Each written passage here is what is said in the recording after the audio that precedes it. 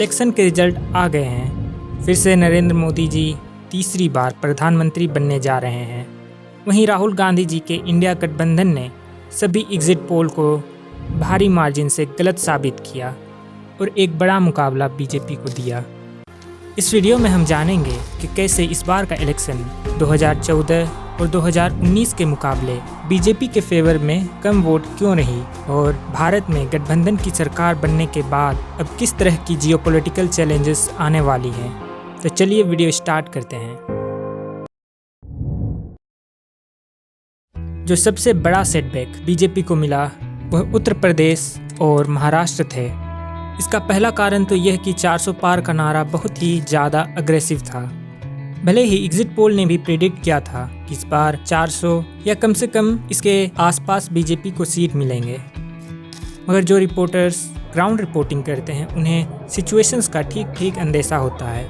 इसलिए कई रिपोर्टर्स ने पहले ही कहा था कि बीजेपी को वोट कम पड़ने वाले हैं। इन्होंने 400 पार तो किस लिए कहा, किस लिए नहीं कहा भगवान जाने चाहिए, लेकिन इनके नेताओं ने जो संविधान इनका तो फैशन है बोलने का 100 पार 150 पार 200 पार ये तो बोलते हैं। अब तक इतना ही था। सबसे ज्यादा सीट किसी विधानसभा में भी 543 सीटें नहीं है, बिल्कुल नहीं है। तो सबसे बड़ा इलेक्शन है, सबसे ज्यादा सीटें थी, तो इन्होंने सोचा 100 200 300 बोले हैं, इस बार 400 पार बोले। 400 तो कहीं है नहीं, तो इस बार 400 पार बोल देते हैं। तो कब है अब वो जो है वो 400 पार इतना इनके लिए मुश्किल हो गया जब इनके कुछ नेताओं ने कह दिया संविधान बदलना चाहते हैं या संशोधन कर देंगे या आरक्षण खत्म कर देंगे। वो एक क्लास में तो बहुत अंदर तक बैठ गया।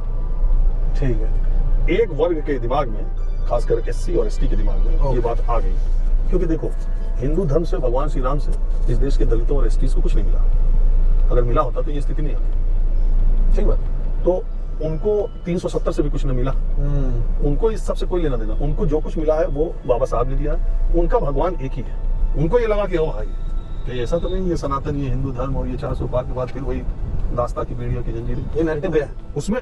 ऐसा उसमें गलती पे पक्ष की नहीं, सत्ता पक्ष के लोगों ने कहा, उन्होंने खुद ही उनके नेता। तो ये मैं नजदीक तक अंदर तक देखता हूँ, ये बात का असर गया और इसने बीजेपी को कहीं न कहीं इन वोटों में डेंट पहुंचाना। और राइट, ये तो बड़ी बात है। ये तो आप खुद ही ग्राउंड पे निकलते हो, आपको तो मैं कह रहा हूँ ना। आप देखिएगा बीएसपी का जो कोर वोटर है वो भी इस बार यूपी में खिसक जाएगा इंडिया गठबंधन की तरफ। जो दूसरा फैक्टर रहा वह आखिर के कई सालों में कई मेजर इवेंट्स हुए, जैसे किसान आंदोलन, Manipur violence, Ladakh protest, electoral bond, Agniveer और फिर अनएम्प्लॉयमेंट। लगातार एग्जाम पेपर्स का लीक होना भी एक बहुत बड़ा कारण था। तीसरा जो कारण था वो अपोजिशंस ने लोकल इशूज़ जैसे इन्फ्लेशन, इनकम इनइक्वालिटी जैसे मुद्दों को कस्बों और रूरल भारत में खूब चलाया। चौथा कारण सोशल मीडिया का इन्फ्लुएंस। इस इलेक्शन में सोशल मीडिया पर दोनों ही तरफ से सबसे ज़्यादा इन्वेस्ट किया गया।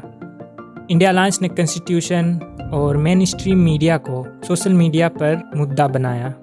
ये कुछ मेजर पॉइंट्स थे जो बीजेपी को 2019 और 2014 के मुकाबले कम वोट्स मिले। बीजेपी और कांग्रेस जरूर अपने मिस्टेक और स्ट्रॉन्ग पॉइंट्स पर काम करेंगे, क्योंकि इसी साल कई सारे विधानसभा चुनाव भी होने हैं। अब जो सबसे पहला बदलाव होगा वह यह कि डिसीजन लेने से पहले बीजेपी गवर्नमेंट को अपने गठबंधन के पार्टी से भी राय लेनी होगी।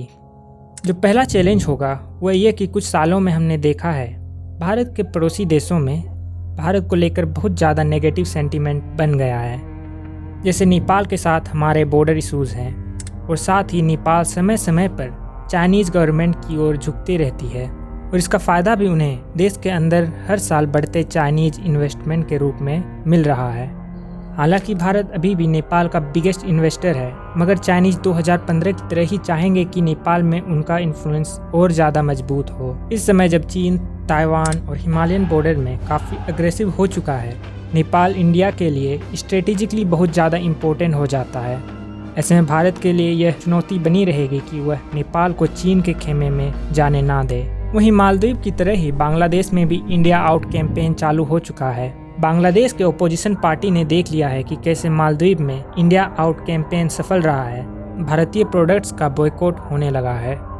वहीं चीन, भारत और वेस्ट को पीछे छोड़ते हुए अब बांग्लादेश का सबसे बड़ा ट्रेड और फॉरेन इन्वेस्टर बन चुका है। वहीं इसी साल बांग्लादेश और चीन के बीच पहला मिलिट्री एक्सरसाइज भी होने वाला है, जिसे ये बांग्लादेश चाइना फ्रेंडशिप 2024 एक्सरसाइज कह रहे हैं, जो कि और भी ज़्यादा कंसर्निंग होगा क्योंकि पिछले ही साल चीन ने बांग्लादेश में देश का पहला सबमरीन बेस बनाया।